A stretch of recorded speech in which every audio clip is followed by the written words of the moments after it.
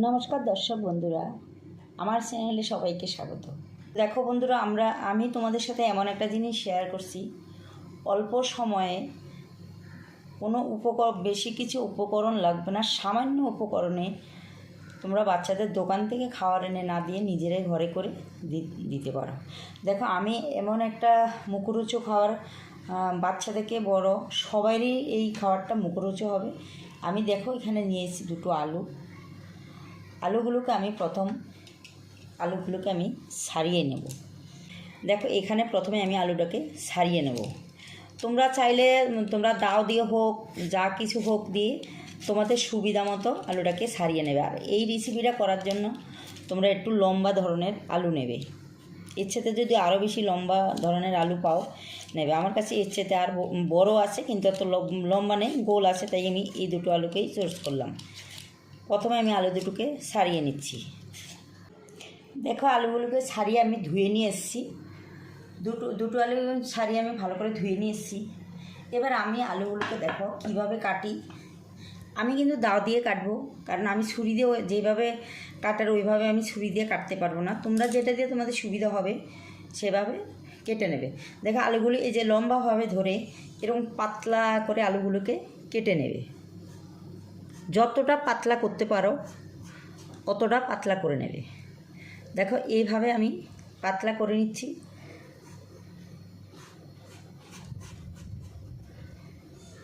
দেখো কতটা পাতলা করে নিয়েছি, খুবই পাতলা। তোমরা এইভাবে বুটতেও পারবে। এই দেখো, আমি প্রত্যেকটা আলু এইভাবে দা দিয়ে কেটে নেব। তোমরা তোমাদের সুবিধা মতো করে নিতে পারো। এবার আমি দেখো এখানে একটা গামলিতে জল নিয়ে এসেছি।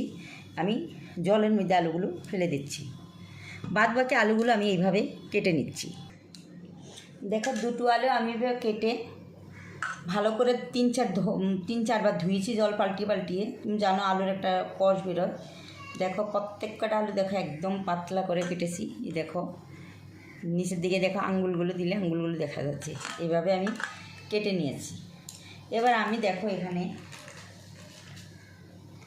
এই 1 চামচ থেকে একটু কম লবণ দিয়ে 1 ঘন্টার মতো এটাকে ভিজিয়ে রেখে দেবো। দেখো, এটা কোনো পরিশ্রমের কাজও নয়, আর কোনো যে বেশি উপকরণ লাগছে তাও না। জাস্ট আমি কেটে এটাকে 1 ঘন্টার জন্য ভিজিয়ে রেখে দেবো। দেখো বন্ধুরা, আমি বলেছিলাম যে আলুগুলো আমি 1 ঘন্টা নুন জলে ভিজিয়ে রাখবো। আমি কিন্তু 3 থেকে 4 ঘন্টা নুন জলে ভিজিয়ে রেখেছি, কারণ আলুটা যতক্ষণ পর্যন্ত নরম না হবে ততক্ষণ পর্যন্ত তোমাদের ভিজিয়ে রাখতেই হবে। এবার দেখো, আলুটা পুরো নরম হয়ে গেছে। আমি যেভাবে বটতে চাই ওইভাবেই বটা যাবে। পুরো নরম হয়ে গেছে। এবার আমি এখানে আলুটাকে ভালো করে ধোয়ার পর একটা পরিষ্কার কাপড় বা তোমরা টিস্যু পেপার দিয়ে ভালো করে জলটাকে মুছে নিতে হবে। এবার আমি আলুটাকে ভালো করে ধুয়ে নিয়ে আসছি। দেখো, টিস্যু পেপার দিয়ে আমি আলুগুলো সব শুকনো করে নিয়ে এসেছি। একদমই জল নেই, কিছুতেই যেন আলুতে জল না থাকে। আর এখানে দেখো, আমি কিছু কাবাবের করে যে কাঠি নিয়ে এসেছি, সুসালো কাঠির মধ্যে দেখো আমি কিভাবে আলুগুলোকে গেঁথে দিচ্ছি। দেখো, প্রত্যেকটা আলু এইভাবে করে আমি কাঠিতে এইভাবে গেঁথে দিচ্ছি। আর তোমরা যতটাই পারবে, আমার দেখো কিছু আলু একটু মোটা হয়ে গেছে, দেখো নরম হয় না। তোমরা যতটা পারবে আলু পাতলা যতটা করতে পারবে ততটা খুবই ভালো। আমার কিছু আলু একটু মোটা হয়ে গেছে। এবার দেখো, এইভাবে আমি আলুগুলোকে কাঠির মধ্যে গেঁথে নিচ্ছি। দেখো, এই প্রত্যেকটা আলু কিন্তু আমি এইভাবেই গেঁথে নেব। একটা আমি এইভাবে করে দেখিয়ে দিচ্ছি তোমাদেরকে।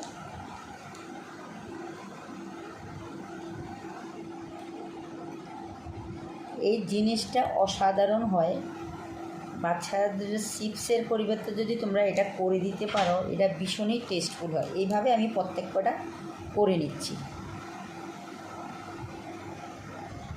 দেখো, আমি এখানে 5টা দিয়েছি, এর বেশি দেব না,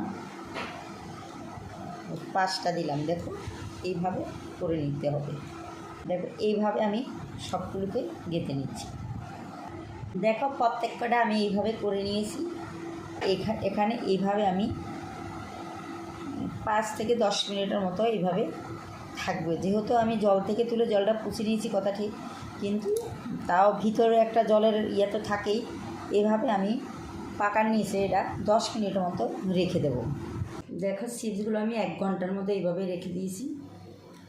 এবার দেখো আমি এখানে একটা বাটি নিয়ে এসেছি। এখানে আমি এই চামচে 2 চামচের মতো কর্নফ্লাওয়ার নিচ্ছি।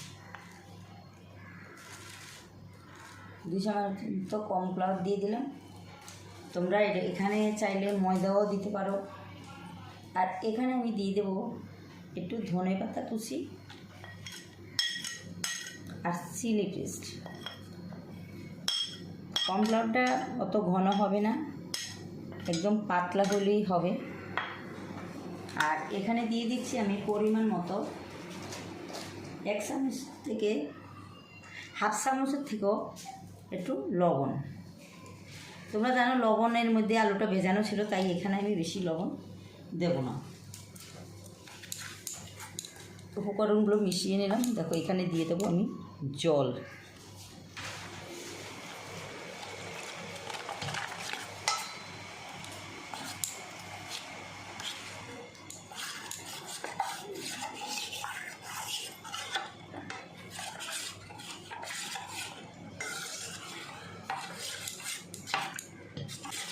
দেখো এখানে আরও 1 চামচের মতো কর্নফ্লাওয়ার লাগবে। দেখো ইয়েটা অনেকটাই কম হয়ে গেছে। আমি আরও 1 চামচের মতো এখানে কর্নফ্লাওয়ার অ্যাড করে দিলাম।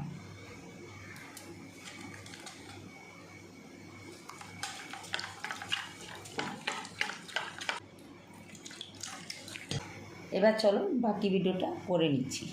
দেখো আমি এখানে একটা কড়াই বসিয়ে দিয়েছি। কড়াইতে আমি পর্যাপ্ত পরিমাণে দিয়ে দিয়েছি সাদা তেল। আর তেলটা আমি বেশি গরম করব না, মিডিয়াম গরম করার পরেই আমি চিপসগুলো এখানে ছেড়ে দিচ্ছি। দেখো এখানে চিপসগুলো আমি নিয়ে এসেছি। আর তেলটা অনেকটা না দিলে এগুলো ভাজাও যাবে না। এখানে আমি দেখো যে কর্নফ্লাওয়ার গুলেছিলাম, সেই কর্নফ্লাওয়ারের মধ্যে একটু হালকা করে এগুলোকে ডুবিয়ে নিচ্ছি। অল্প হালকা ডোবাবো, অত না লাগলেও হবে। জাস্ট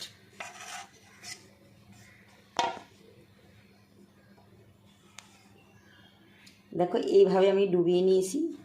এবার আমি এখানে ভালো করে ঝারিয়ে নিচ্ছি, নিয়ে আমি এখানে ছেড়ে দিচ্ছি একটা একটা করে। দেখো ওখানে একটা ছেড়ে দিচ্ছি, এখানেও একটা ছেড়ে দিচ্ছি।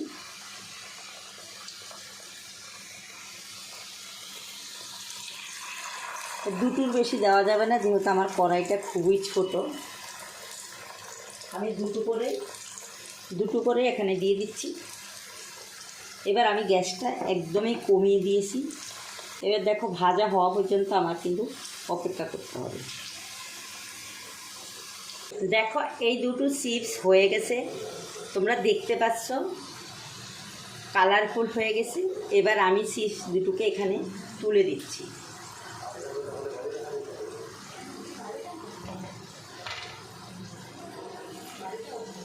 স্টিক চিপসগুলো আমি এইভাবে ভেজে নিচ্ছি।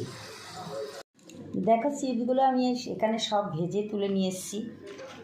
দেখো কতটা মচমচ হয়েছে। দেখো আমি একটা খুলে তোমাদেরকে দেখিয়ে দিচ্ছি। দেখো পুরো চিপস দোকানের থেকেও তোমাদের এগুলো তোমরা বানালে খুবই টেস্টফুল হয়। দেখো পুরো গুঁড়ো হয়ে গেছে।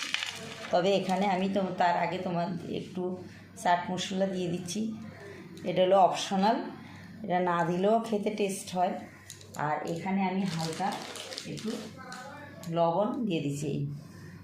তোমরা বিট নুন অবশ্যই থাকলে একটু বিট নুনই দেবে, অন্য নুন দিতে হবে না। এখানে আমি একটু বিট নুন আর একটু চাট মশলা দিয়ে দিলাম। যদি তোমাদের এই রেসিপিটা ভালো লাগে অবশ্যই লাইক শেয়ার কমেন্ট করতে ভুলো না। আর এখনও যদি আমার চ্যানেলটাকে সাবস্ক্রাইব না করে থাকো, অবশ্যই সাবস্ক্রাইব করে পাশে থাকা বেল আইকনটা টিক করে রাখো এরকম নতুন নতুন ভিডিও পাওয়ার জন্য। ভিডিওটা আমি এখানেই শেষ করলাম। আবার দেখা হবে নতুন কোনো ভিডিওর সাথে। নমস্কার, থ্যাংক ইউ।